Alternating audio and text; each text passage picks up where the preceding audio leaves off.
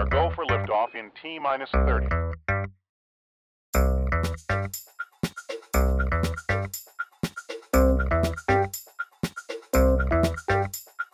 Please stand by.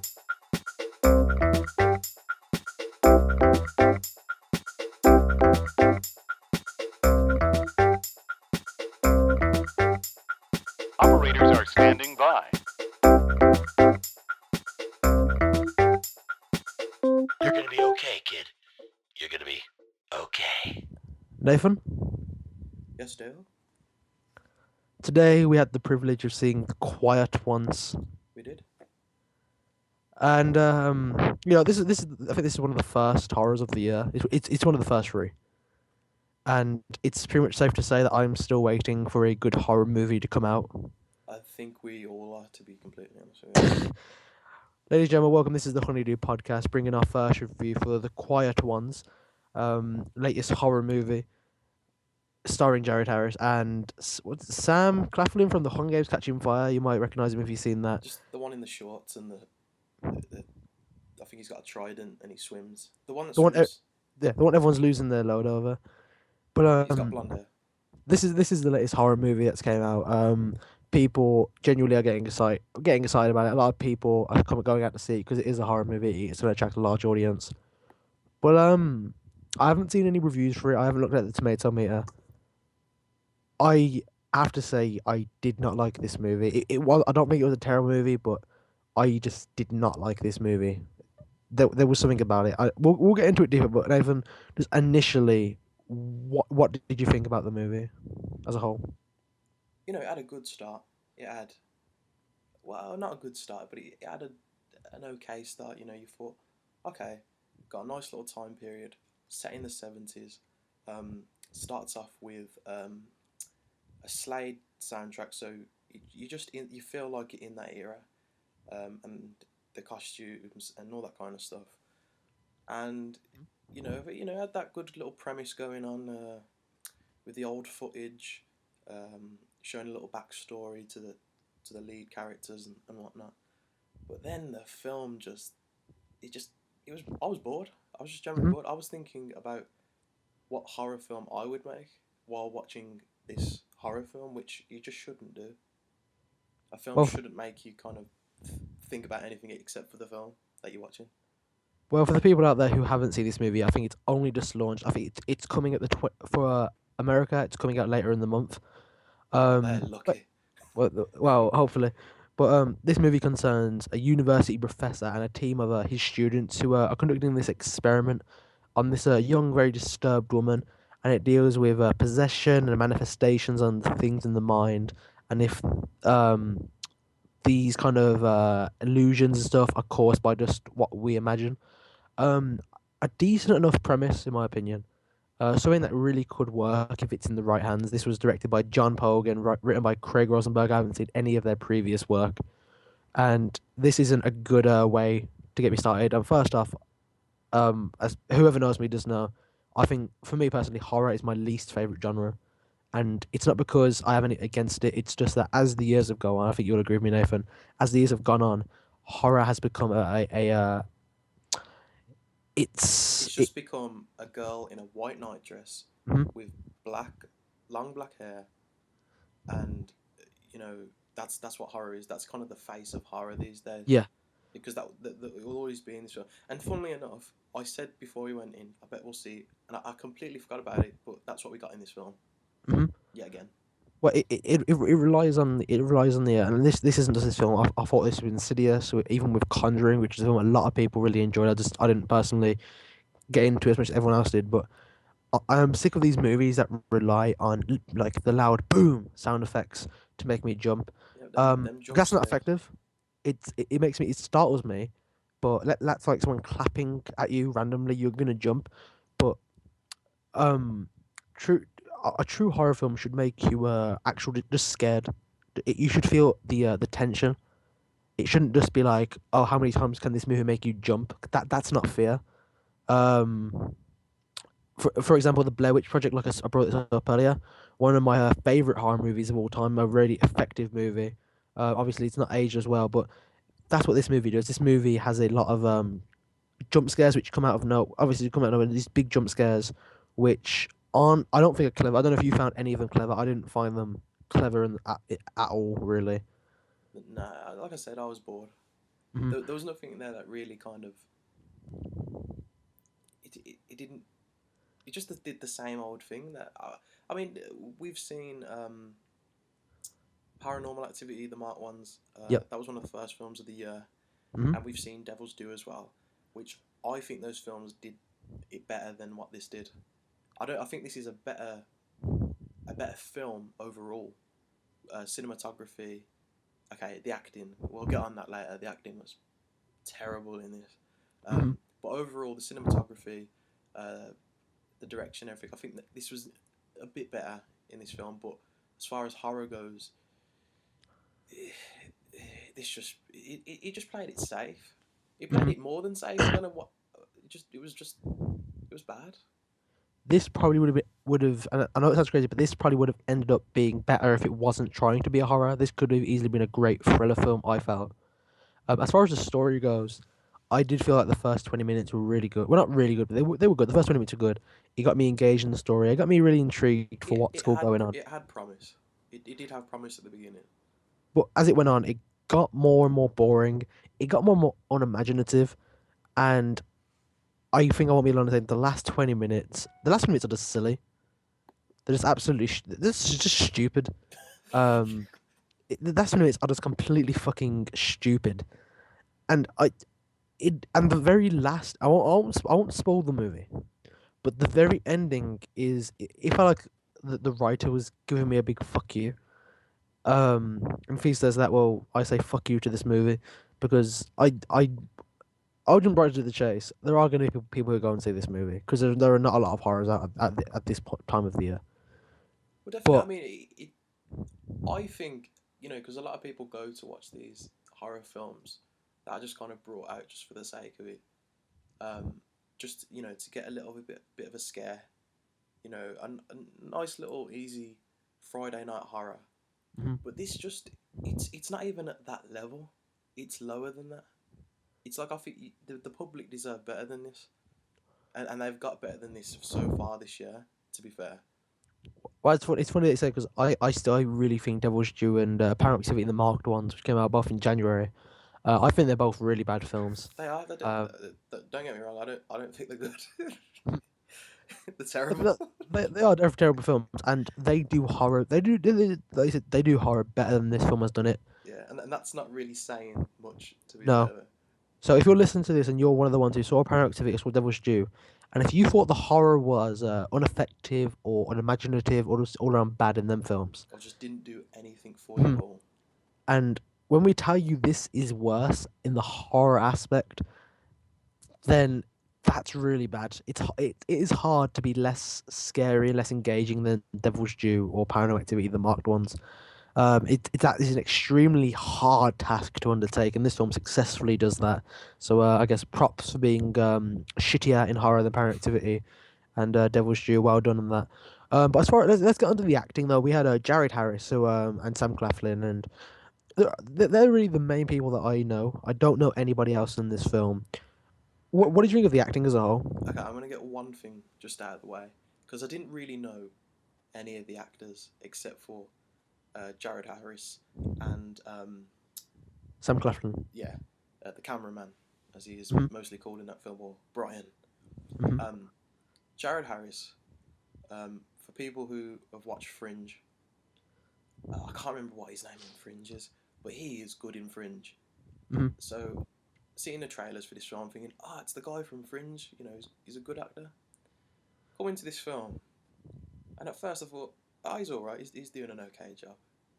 And then he was just making me laugh, but it was just Unintentionally. yeah, exactly, not in the comedic way. His acting was so dire, and Mhm. you think this guy's got experience. Like the younger people in the cast did a better job than he did. He just said stuff that was just. It felt like I was watching a B movie at times, Mhm. and that's not what I'm coming to see.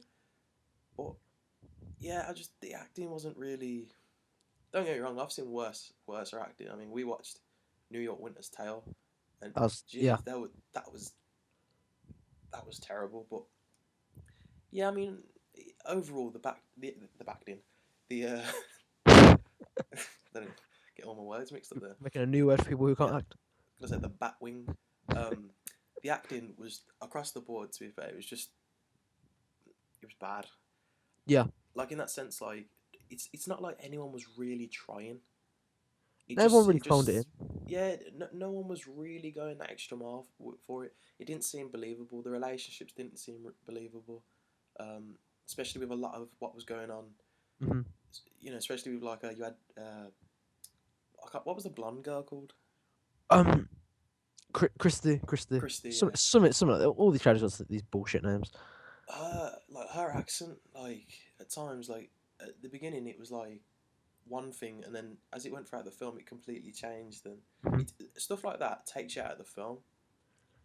I Um, think there are a lot of plot threads that are brought up in this movie that are dropped very quickly without any resolution to them. It does feel like they didn't know they knew the premise and they didn't know how to go along with it, so they just put in the cliff notes of the horror genre, and they done stuff with characters that really just didn't make sense. I'll tell you what, I keep saying this. Whenever characters split off in a horror movie, they're probably going to not live. And I think we've seen it in almost every horror movie that I've ever seen that is on this level. so When everyone characters start thinks splitting off, they run off in like all directions, and they think, oh yeah, we'll meet up again. Mhm. It never happens. Everyone's gonna die. There's no one watched Texas Chainsaw Massacre. everyone's fucking stupid in these goddamn movies. That's fucking why. I'm telling you, man, I would have been out of this goddamn fucking house. I don't give a shit how good looking that possessed girl is. You can get some. You can get Is some. that even that she was good looking? Well, I take what I can get. So, You heard it here on the Honeydew podcast. Dale takes what he can get. His standards are high. for a possessed chick, this chick was kind of hot. That's all I'm saying. Now But there's something very what's the word flipping disturbing about that bath scene. okay, that was weird. I'll Sorry, say but I know he's got a film that he's got to document this girl. Mhm. But why the hell? Is it in his job description to document the girl while she's taking a bath? Come on, I don't. For anyone that goes and watch this film, look out for that scene because you do think, why is he filming her in the bath? And this is in the 70s. He hasn't got some handheld Sony Mhm. camera. He has got one of those big ass Yeah. on your shoulder cameras. This ain't no peeping Tom. This guy was If that was the standing. fall in the bath, that's game over. That's not. Let's take this to Sony and get it repaired. No, that's it. I was personally, I was just hoping for the water to be a bit more opaque. No, I'm just. Well, the thing is, that's what was disturbing and kind of creepy about it is that the flipping the bubble bath was disappearing quickly. If you actually it was disappearing, I was thinking, please, this is just wrong. Just please, like, cut to him.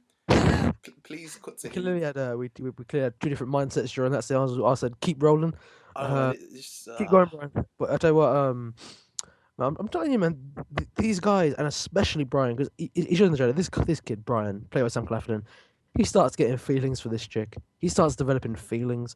But I tell you what, men, I don't understand what it is with men, but even if you're possessed, men will still fall at their knees for you. I don't know about you, Nathan, but if it was me, this settle for this possessed chick, and this guy's ruining the entire point of the operation just so he can get some possessed ass. I I I, I don't understand the logic of this, but I think saying that Sam Claflin did do an okay job in the role. He wasn't bad. Jared Harris, when he first started, he was doing well for the first few minutes, but then the first few minutes, for the first bit of the movie, he's doing pretty good.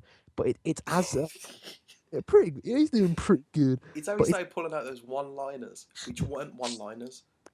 none of That's the worst thing. He started saying these things, which I was, I was literally like leaning forward in laughter. I couldn't help myself but laugh. And I was trying to think to myself, when have I laughed this hard? Because it hasn't been a comedy film that I've watched recently. And I'm supposed to come to this film and feel terrified. You meant to feel that tension and that fear running through you. So I'm laughing instead because he's saying the most ridiculous stuff. It's Mm. every time he shouted. You know when someone shouts and they shout really funny? That's what Yeah. he just kept on doing throughout the film. It's like Tobey Maguire kind of stuff that in that vein Yeah, or it's worse. it's kind of like when you was at school and like a teacher would shout, Mhm. but they would have a funny voice. Yeah. And he's got that kind of voice where it's just like what was some of the things that he was saying like Or one of the highlights is, are you gonna come down so we can see you? yeah, and then they go And he says something like we want to play with you. and it's kind of like, I hope she plays nicely. Like what the it's like, man, I'm thinking the same thing, but I ain't fucking saying that shit out loud. Calm down. What do No, you but think about the threat in the film? Like what for? because exactly. No, But there wasn't a threat. There was. They tried to manufacture a threat in the form of Jared Harris as a character, and this is why I think it goes. This is why the character Jared Harris plays, and this is why the acting is so off and on because they really had to manufacture. I mean, is this guy a villain? Is he not? There really is no villain here. Even the possessed Evie, what you know, even that's not really a threat. There's just loud noises in the night. That's all. The only threat that comes is at the very end of the movie, and it feels like the threat that's at the end of the movie feels very forced and very contrived. There is no threat in the movie. There's just loud bumps here and there. People jump at the camera really quickly. That's really all there. That's really all there is to it, and that's not going to cut it for a horror film. Especially when we see so many films throughout the year. I'll tell you This one just thing that really annoyed me in the film, and I think it will annoy other people as well, is that at the beginning, there's uh, the doctor's character, Jared Harris's character, he keeps going on, and the whole point that they're doing this experiment is so that they can, cure other if they people. cure one, he keeps saying if they cure one, then they'll cure the whole of mankind, and he's saying that if they can harness the te- te- Manifestation. yeah, the telekinetic energy that her character uses, then they can help mental ill patients and be able to kind of cure their illness. Hmm. And like, so it sets up this thing, and at the beginning of the film, in the first act, they keep going over this and they keep going over it a bit in the second act. But then the film just forgets what the hell it's doing. It's like the whole motivation of what the doctor's trying to do is Mhm. completely goes unnoticed, and a lot of the stuff that's foreshadowed and kind of makes its way into the end, it's kind of like, well, that was executed horribly. Like, Mhm. it had a good premise for a horror film, and it completely messed up. That's the best way. It just completely just misfired. Mhm. And people are gonna go. It's a shame because people are gonna go to the cinema and waste their money on this film, expecting to be scared, and it's just not really going to happen because you're just going to end up laughing because that's we're not saying this from ourselves as well. We were laughing, but everyone else in the cinema was Yeah, laughing. no one really. I mean, there were people behind us who were jumping, but if you're one of the people who do enjoy them kind of jump scares, then sure, go and see this film because that's the kind of horror that. Yeah, that's not saying your part of horror is wrong. That's just your kind of horror. If you like that, then this probably be the movie for you. If you do want something more, something deeper than that, this really isn't the film for you. And it's a shame because there's not many good-looking horror movies coming out this year. I can't think of one horror movie this year apart from Frankenstein coming in October, which really does seem like it's going to be a great horror movie. And that might not even be an actual horror movie, which is the worst thing. Overall, I'm just going to finish off by saying bad movie, and I know that this film is kind of critic proof at this point, but don't go and see this. You will waste your money. Just avoid this movie. It's not worth seeing. Piece of shit. I can only elaborate on what you're saying. If you are listening to this and if you're thinking about going to watch The Quiet Ones, just even if you think, oh, I'm going to go into this film and we'll have a good laugh with my friends or whatever, you went. It's not that type of horror. You'll laugh at it because it's just bad, but not in that sense of like ha ha ha, you know. And you'll be making jokes to it and referencing stuff afterwards because you went. It's just it'll ruin your. Well, you probably won't be watching this on a Friday night, but it'll just ruin any night that you watch this film. Well, I hope you're not watching this on a Friday night like Yeah, we you are. just go out and have fun, or go and watch Captain America or whatever, Yeah, anything else. Go watch Captain America. Go watch Spider-Man that comes out a week after. Exactly. Week after this. Even if you've watched Captain America already, go and watch it again. Damn right. Save your money and watch something else or do something productive. This movie makes me want to get fucking drunk. That's the only thing this movie accomplished. Oh, that's the only thing this movie accomplishes. This movie makes me want to get a drink and forget about this movie because it's come the end of this. I mean, we're at this review right now, and I'm starting to forget this movie already. I was forgetting it on the bus. Gone, deeply gone. Well, again, if you enjoy that jump scare type of horror, then sure, go and give this movie a check out. If you want something a bit deeper and crave something a bit more tension, then this really isn't the film for you. Yeah, what he said. Basically. Once more with feeling.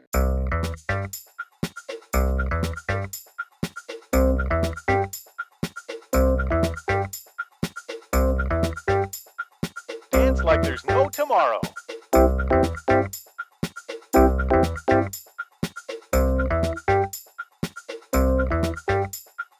Really, really good. Can we do that again?